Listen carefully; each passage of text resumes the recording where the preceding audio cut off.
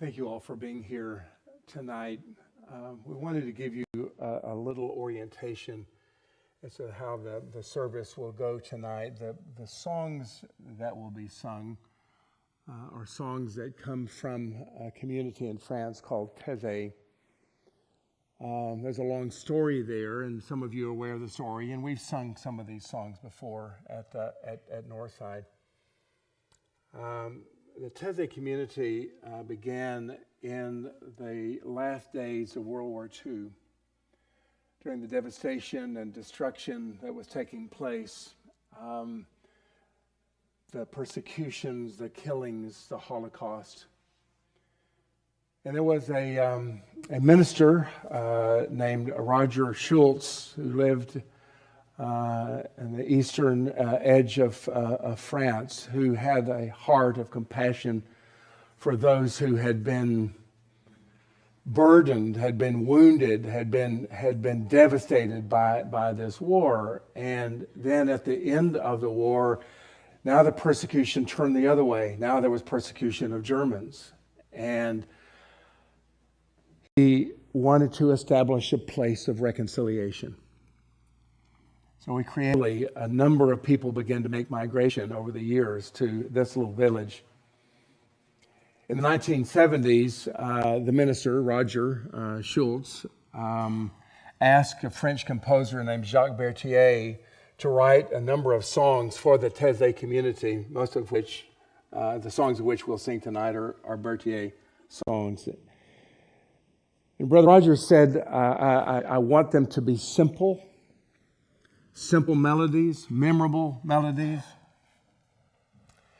I want songs to be sung over and over and over again so that people are not worried about the songs.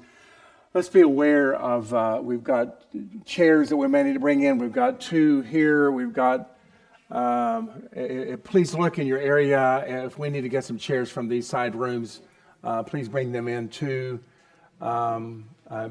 Be aware that if there's anyone standing that you could invite to sit by you, please do that, because this is a place of welcome. This is a place of reconciliation and welcome. The music that we've chosen for tonight is reflective of the theme of this season, because it matters whether we are a people of welcome or not. It matters whether or not we are seeking reconciliation. And so part of what we're asking tonight is for you to come and bring whatever burdens you may have, and maybe share a little bit in the burdens that the disciples bore on the night that Jesus was crucified. Can you imagine the sense of hopelessness that they felt? Because as much as Jesus had told them, they did not understand, and they felt lost. Don't hurry too quickly to Sunday. Sunday's coming. But if we can't feel the burdens and the pains of this world, then we're missing our role and responsibility as Christians. Look and see and listen and hear and share. And as these simple songs are sung, you'll be able to catch the melody within once or twice through. Don't worry about getting the harmony exactly right.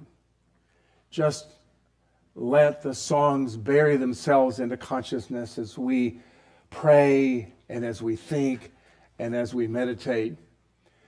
There will be, during the singing, some counter melodies that will either be sung or played just to provide a little context and depth. But the focus is on our participation, on our singing, on our listening, on our responding, on our prayers. There will be time in which we ask you to get up and go to tables at the back. Do so if you choose, or stay and pray, whatever you choose to do. But may this night be a night for these people, for this group, for all of us here, to be a night that we can come and take the burdens and pains and concerns of our hearts and lay them at the foot of the cross.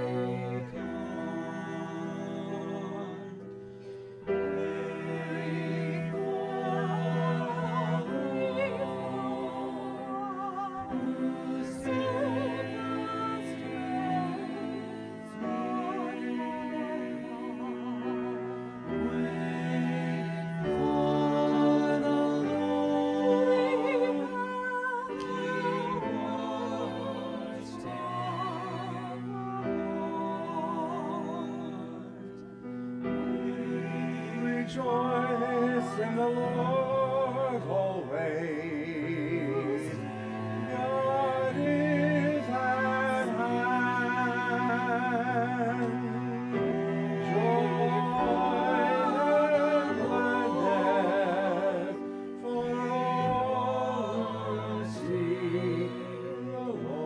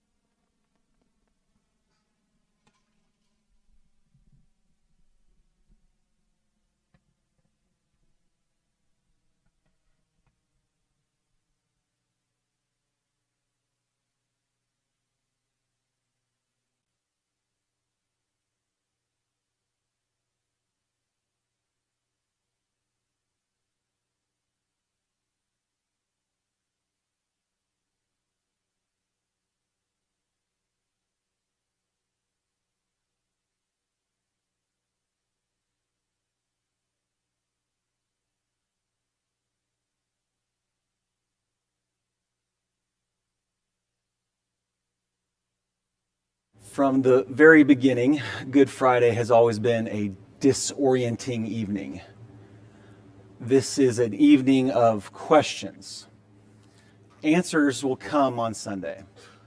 But as Jack said a moment ago, we can't rush to that time. There is a vein of questions that I think are especially important. They go something like this. How will love respond to being betrayed? How will love respond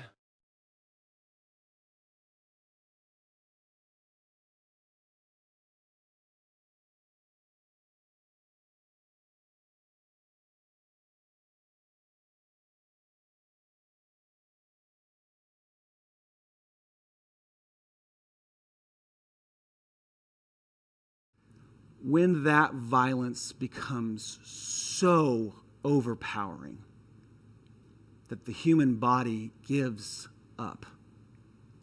Will the love of God be strong enough to counter the world's hatred and violence?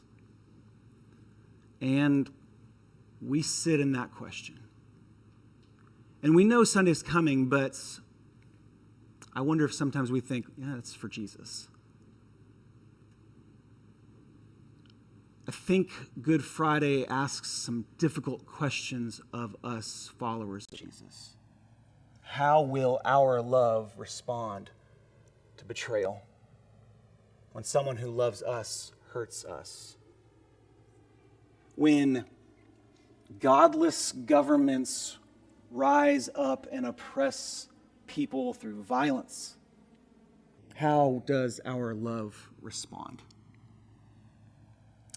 And so tonight, as you can probably already tell, there's times for lots of silence and reflection. Even in our songs, they welcome reflection because it's important for us to sit in hard questions that this night brings on. And then it's important for us to do the hardest thing for Christians to do: wait on God's answers. But tonight, we can maybe find some comfort within the discomfort. We can rest in these questions, in these uncomfortable questions.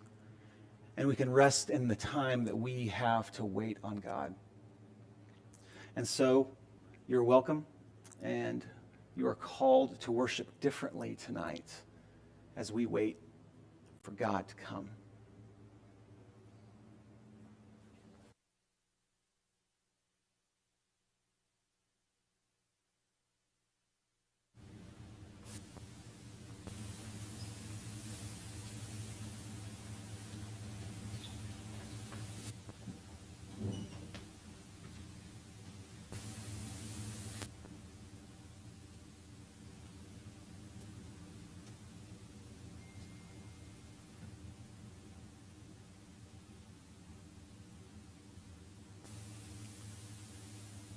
For God alone, my soul waits in silence.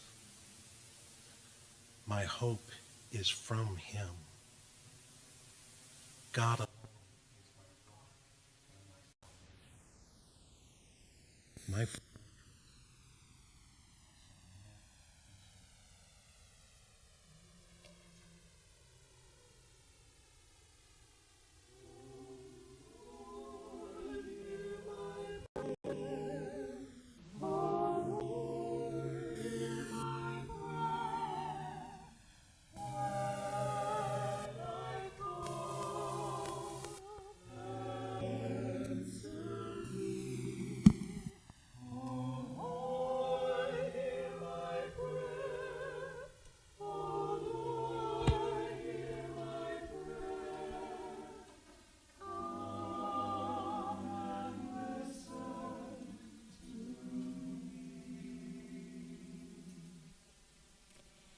Hear my cry, O God.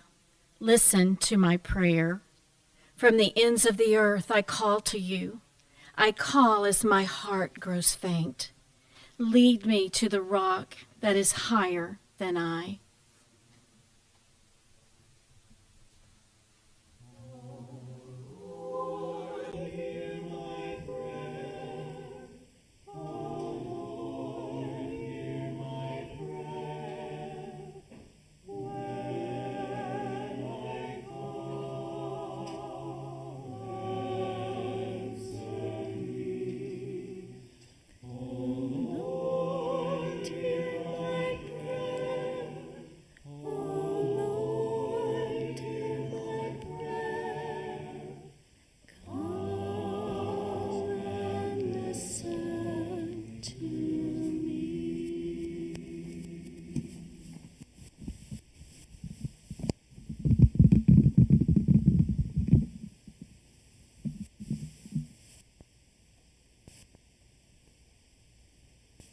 How long will you assail a person? Will you batter your victim? All of you, as you would a leaning wall or a tottering fence. Their only plan is to topple me from my lofty place. They take pleasure in falsehood. They bless with their mouths, but inwardly they curse. Oh,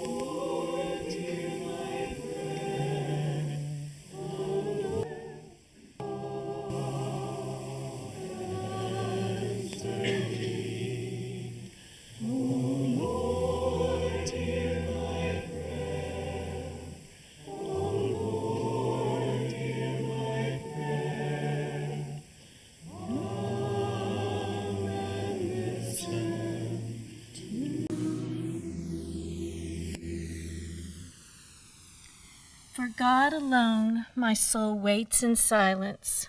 My hope is from him. God alone is my rock and my salvation, my fortress. I shall not be shaken.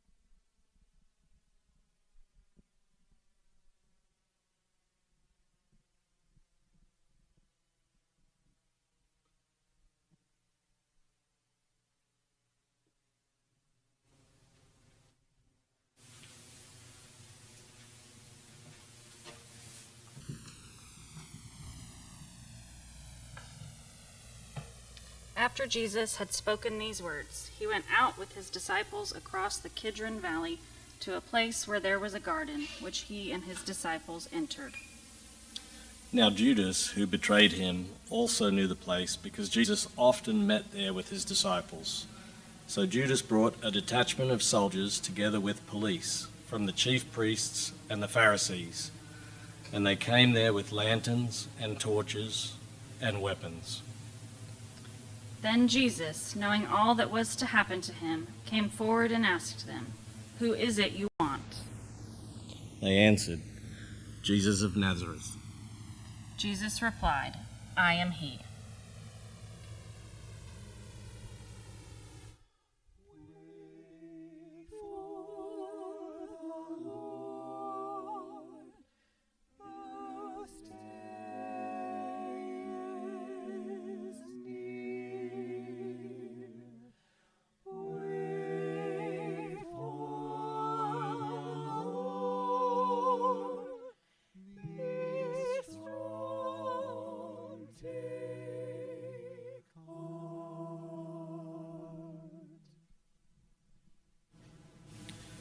Judas, who betrayed him, was standing with them.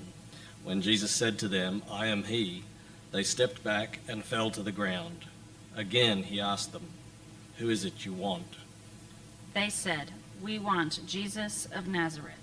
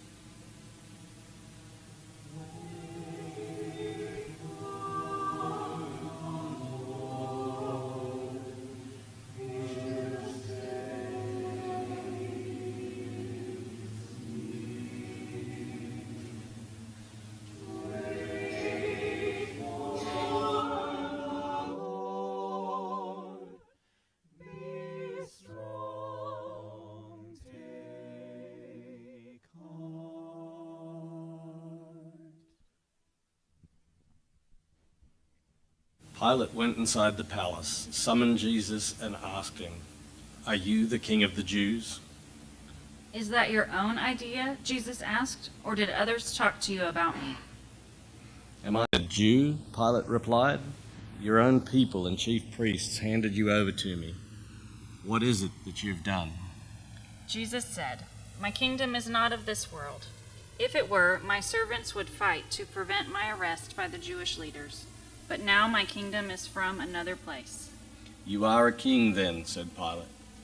Jesus answered, "You say that I am a king. In fact, the reason I was born and came into the world is to testify to the truth.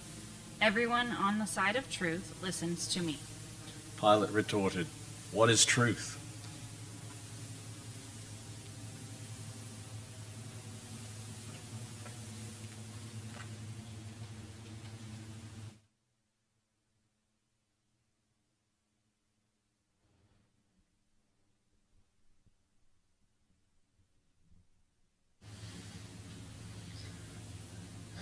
Around the room are stations for prayer, tables with candles.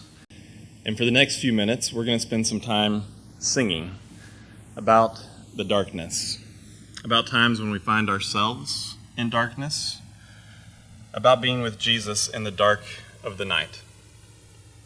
We invite those of you who wish to go to a table to light a candle and pray. Lighting a candle is merely a symbol of drawing near to Jesus as the light of the world. It's a way for us to lean into the light, of quietly praying, of focusing our minds, and seeking Jesus. Whether we remain in our seats or move to these stations for prayer, whether we sit quietly or sing these simple refrains, we hear Jesus' voice as he calls us to watch with him and pray.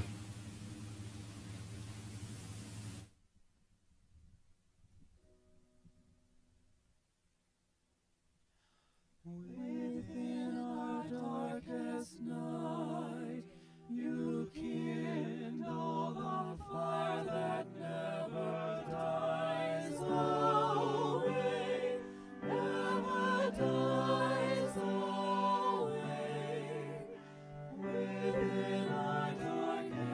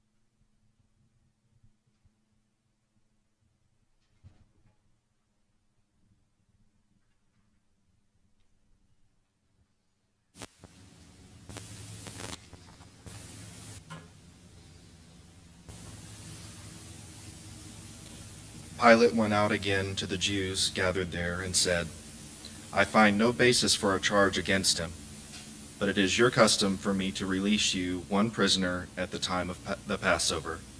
Do you want me to release the King of the Jews? They shouted back, No, not him. Give us Barabbas.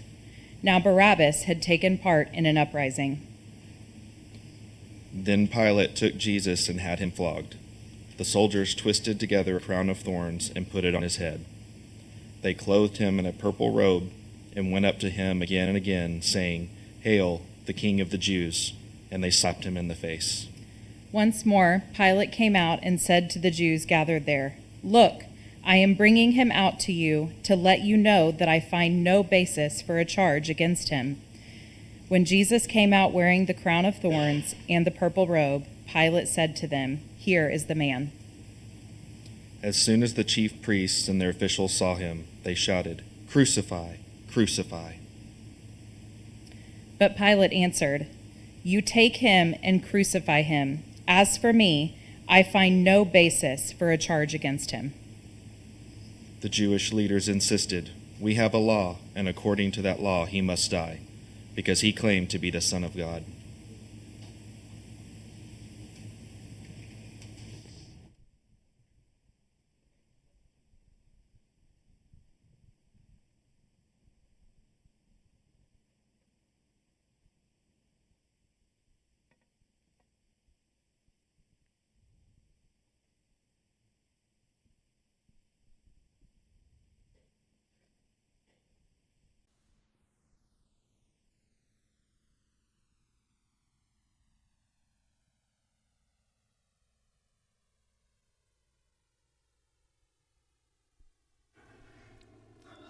Less than 24 hours ago, Jesus gathered with his closest followers in an upper room, took off his outer garment, began washing their feet, and then gave them an 11th commandment.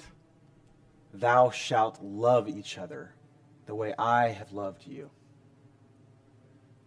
And ever since that happened, he has been betrayed by one of those 12, lied about, beaten, carried a cross, and now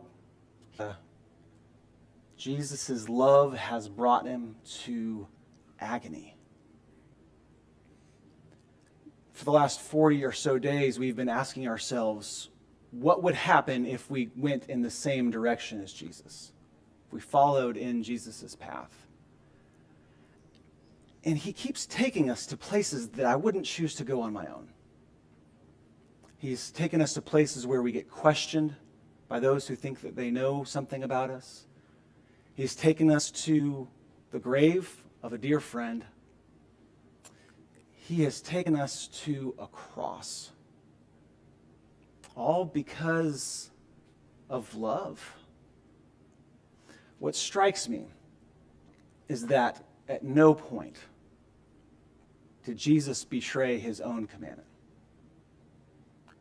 Even as he is being beaten and mocked, and as his own people yell, Crucify, crucify, we have no Lord but Caesar.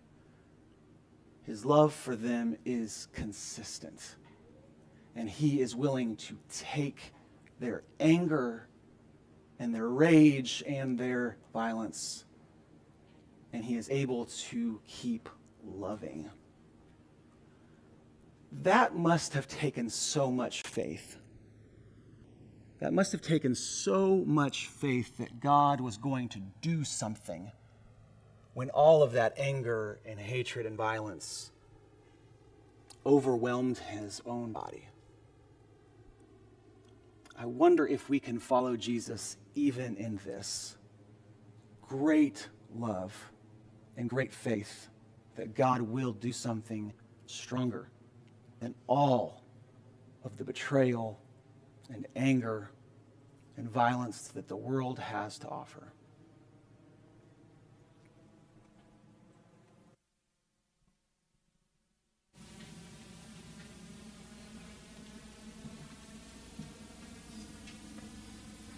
So the soldiers took charge of Jesus. Carrying his own cross, he went out to the place of the skull, which in Aramaic is called Golgotha. There they crucified him, and with him two others, one on each side, and Jesus in the middle. Pilate had a notice prepared and fastened to the cross. It read, Jesus of Nazareth, the King of the Jews. Many of the Jews read this sign, for the place where Jesus was crucified was near the city, and the sign was written in Aramaic, Latin, and Greek.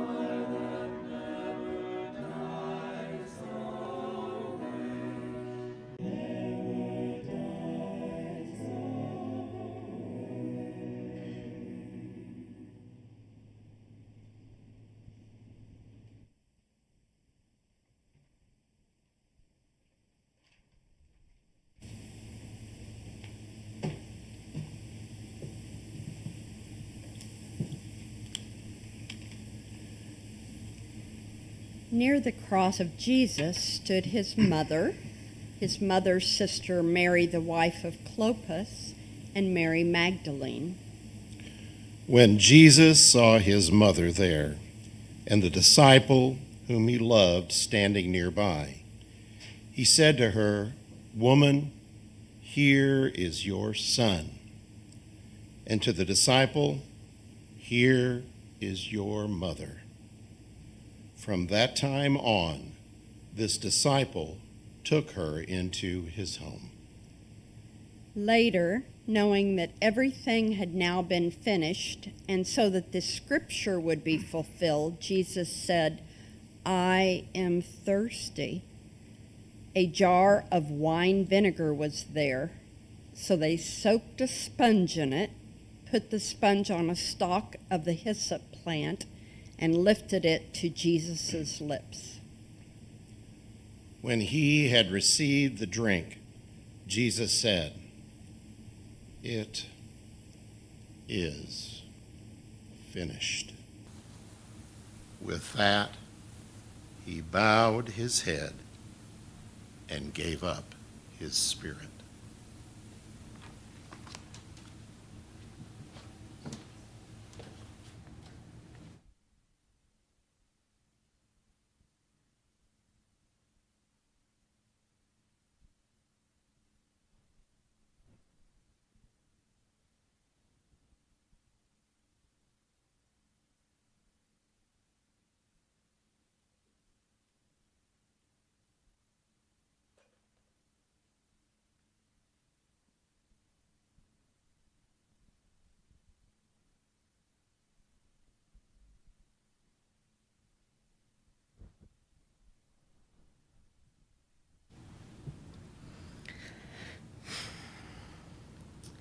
We invite you during the next several minutes to go to a prayer station. At each table, there are cards and pens.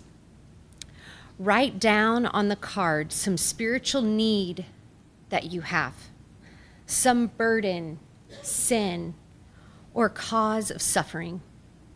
No one will see what you write.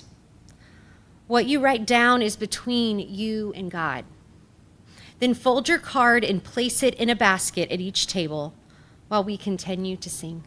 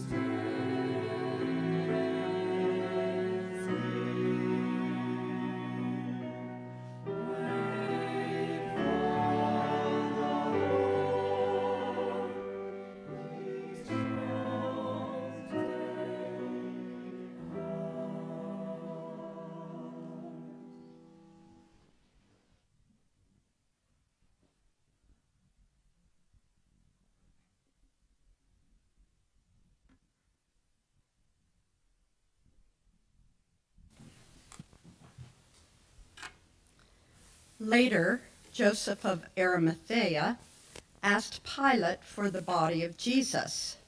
Now, Joseph was a disciple of Jesus, but secretly because he feared the Jewish leaders. With Pilate's permission, he came and took the body away.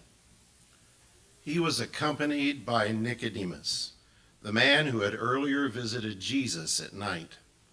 Nicodemus brought a mixture of myrrh and aloes, about 75 pounds. Taking Jesus' body, the two of them wrapped it with the spices in strips of linen. This was in accordance with Jewish burial customs. At the place where Jesus was crucified, there was a garden, and in the garden a new tomb in which no one had ever been laid. Because it was the Jewish day of preparation, and since the tomb was nearby, they laid Jesus there.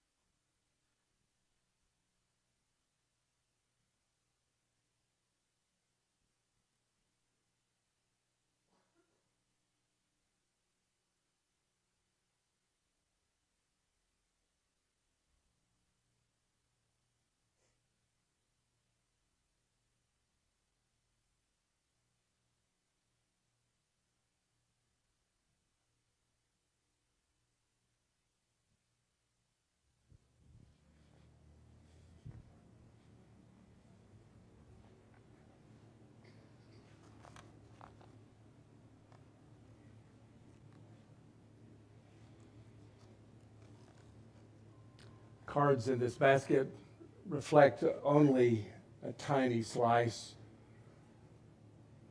of what we bring to this night, to our lives.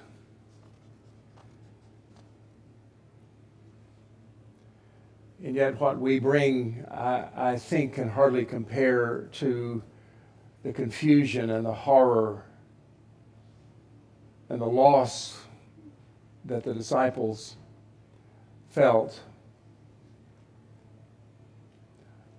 on the night that Jesus was crucified. Maybe it was there that they recalled the words that Jesus had spoken to them in their presence. Maybe it was just for such a night as this. You remember what he said?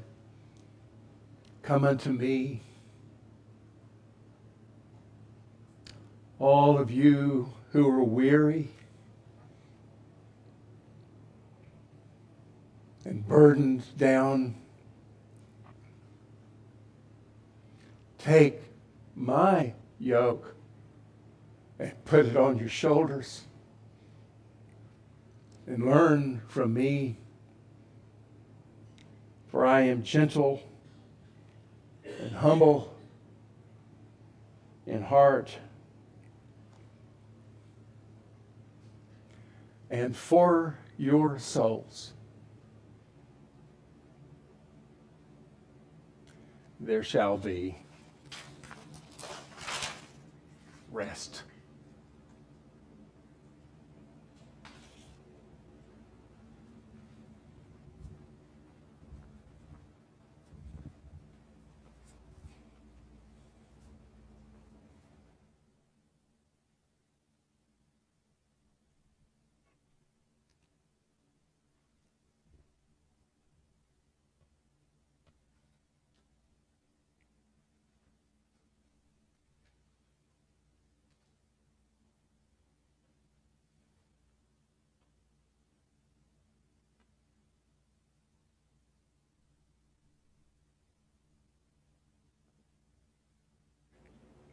There is always a part of John's telling of this story that moves me, even sometimes surprises me. Jesus can kind of float around and almost seem superhuman.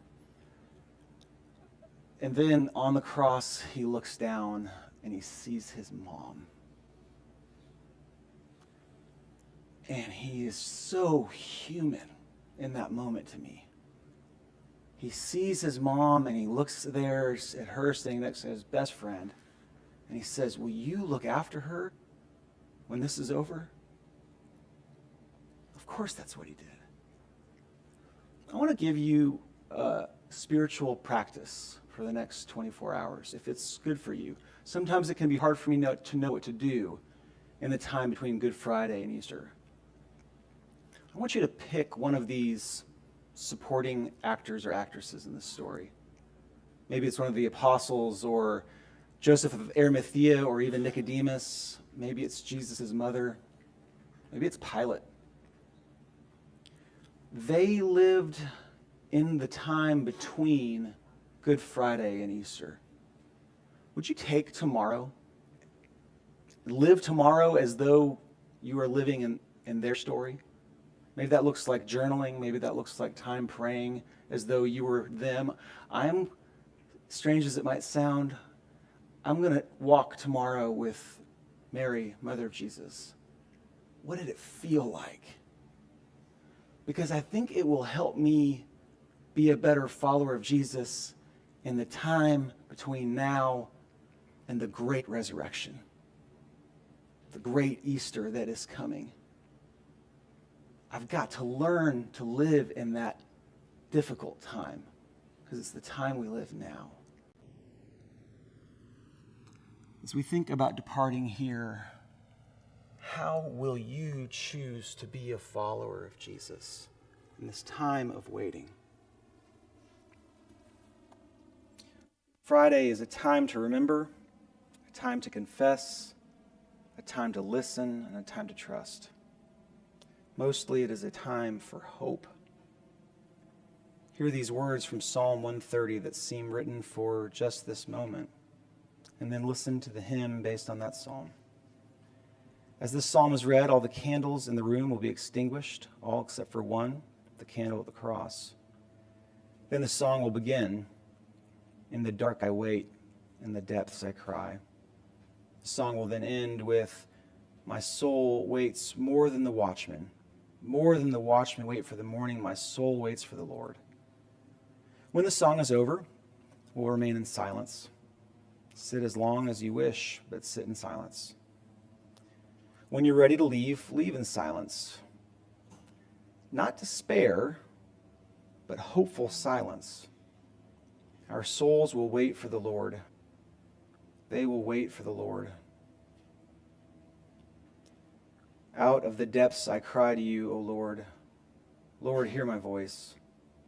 Let your ears be attentive to the voice of my supplications. If you, O Lord, should mark iniquities, Lord, who could stand? But there is forgiveness with you, so that you may be revered. I wait for the Lord. My soul, I hope. My soul waits for the Lord more than those who watch for the morning. More than those who watch for the morning. O my people, hope in the Lord.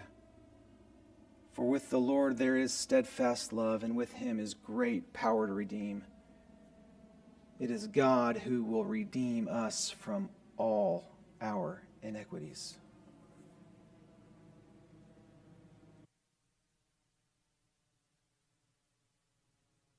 In the dark I wait, in the depths I cry. Let your ears attend my plea. If you judge my sins, could my soul endure? In your mercy, Lord, redeem.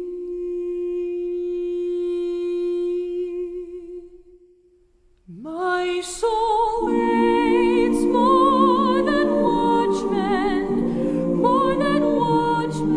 wait for morning. My soul sings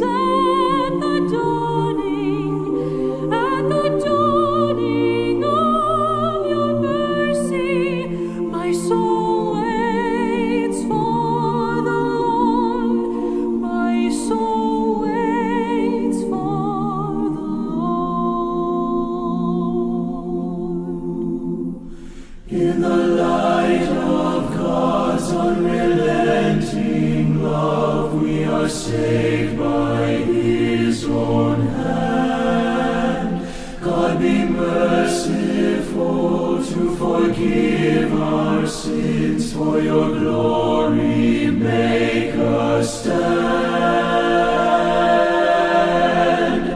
My soul waits more than watchmen wait for morning. My soul sings at the dawning of your mercy. My soul waits more than watchmen wait for morning. My soul sings at the dawning of your mercy. My soul waits for the Lord. My soul waits for the